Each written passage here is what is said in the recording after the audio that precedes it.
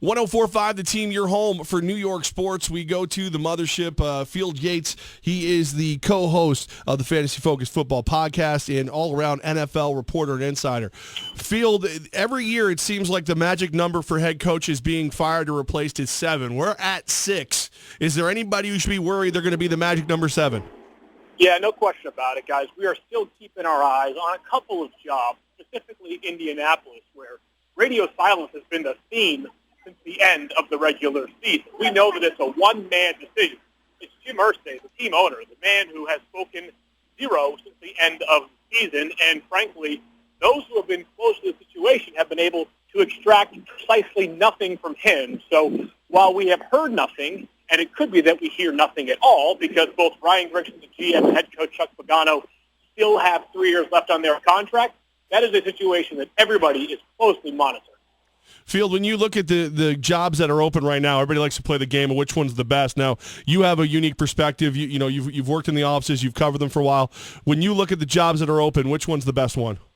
Well, I think there are two ways to look at it. I think the best job in terms of a coach's chance to win right away is Denver, for obvious reasons. You've got a defense that is Super Bowl caliber already. You have got an offense that needs a lot of work, specifically along the offensive line, and finding a quarterback, whether that's Paxton Lynch, Trevor Siemian, or somebody else long-term. If you're looking for the best chance to win, I think it's Denver. Now, if you are looking for the best chance to go somewhere and have an opportunity to build something and not be rushed to success, I actually think it's San Francisco, guys, and I think that might be an unpopular opinion. But you look at it this way. San Francisco has now hired and fired a coach after just 1 year in 2 straight seasons. Owner Jed York is not going to hire a head coach and a GM and then subsequently fire them after 2 years. What could possibly happen after 2 years, and I'm not talking about off-field stuff, but on-field, that could possibly be so much worse that you could say to yourself, all right, it's time to blow this thing up again. They could be comparable to this Jacksonville situation that we saw 3 or 4 years ago. The team hired a new GM in Dave Caldwell, hired a head coach in Gus Bradley. Obviously, Bradley got plenty of time before he was eventually fired. Dave Caldwell is still there.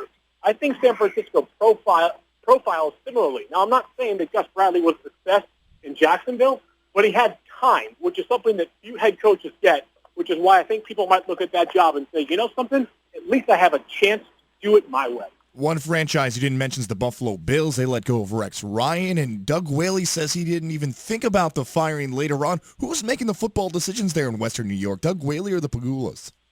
I kind of wonder if there's like a dart throw every morning. And, the board says, all right, it's Doug today, it's the Pagulas tomorrow, it's Russ Brandon the next day. Yeah, guys, listen, I always caution people this. There is always more information on the inside than those of us on the outside are privy to. So sometimes we make decisions and we make snap judgments that might be a little bit, I don't say misinformed, but we may not have all the information that could sway us one way or the other. But I got to tell you, there's very little about the Buffalo situation right now that anybody can wrap their head around and anybody can say to themselves, you know something, that job looks like one that I would be enticed by. Now, I understand there are just 32 head coaching jobs, and anybody who has coached in the NFL aspires to become a head coach. Someone's going to take that job, and it could well be Anthony Lynn, their interim head coach and the offensive coordinator. But I have a hard time believing that the Buffalo Bills are getting candidates that are coming to them and saying, this is a job that I want more than anything else. I can be the person that resurrects the franchise, because that's going to take a whole bunch of work. And if NFL insider Field Yates with us right here on 104.5 The Team ESPN Radio. It seems like it is going to take a bunch of work to get that team finally back to the playoffs, but in your mind, is there a front runner for that job right now?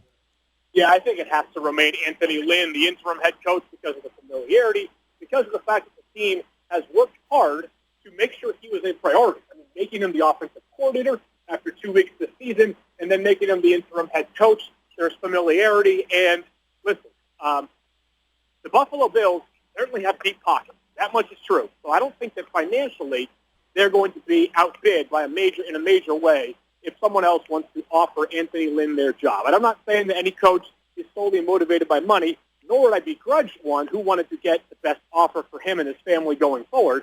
But I would not be surprised if Anthony Lynn, because of the fit, because of the familiarity, because of the fact that that locker room already respects him, And because of the fact that he's a good coach, if he is the one that ends up being the Buffalo Bills' full-time head coach.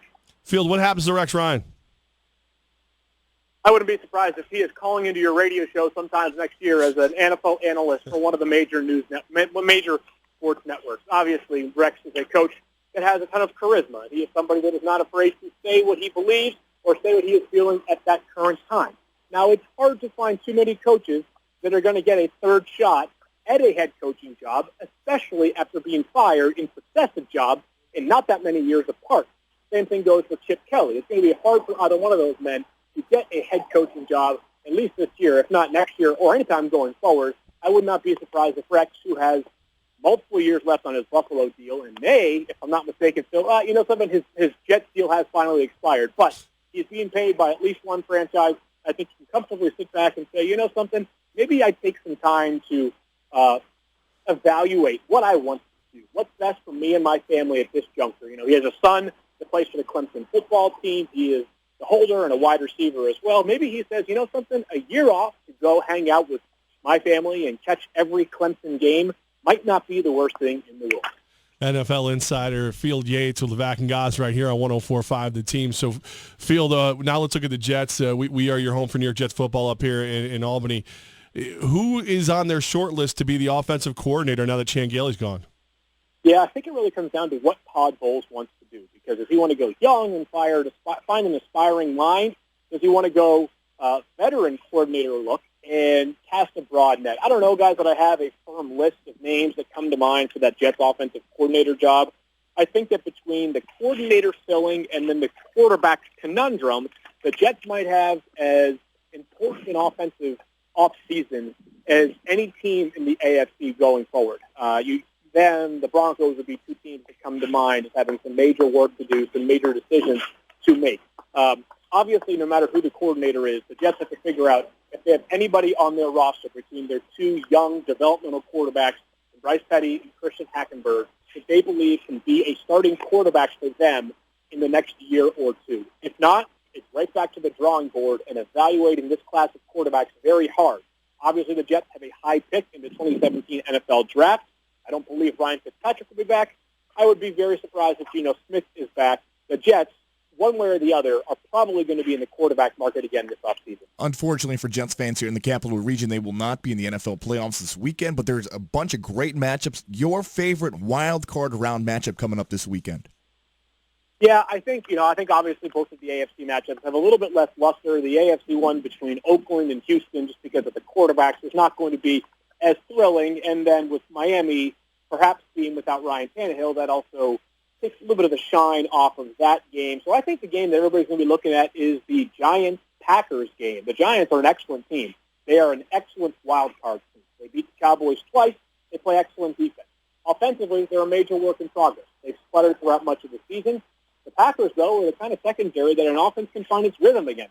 So I think the Packers hosting the Giants is the game of the weekend. Certainly looking forward to that for a lot of reasons. And although I did pick the Packers, it would not surprise me if the Giants went to Green Bay and came out victorious. Field Yates, of course, you can catch him on the Fantasy Football Podcast. He's the co-host. And, of course, just about any time you see an NFL Insider pop up, it's going to be Field Yates. Thanks, Field. That's the least I can do, guys. I appreciate you having me on. Thanks, Field. We appreciate you. See you guys.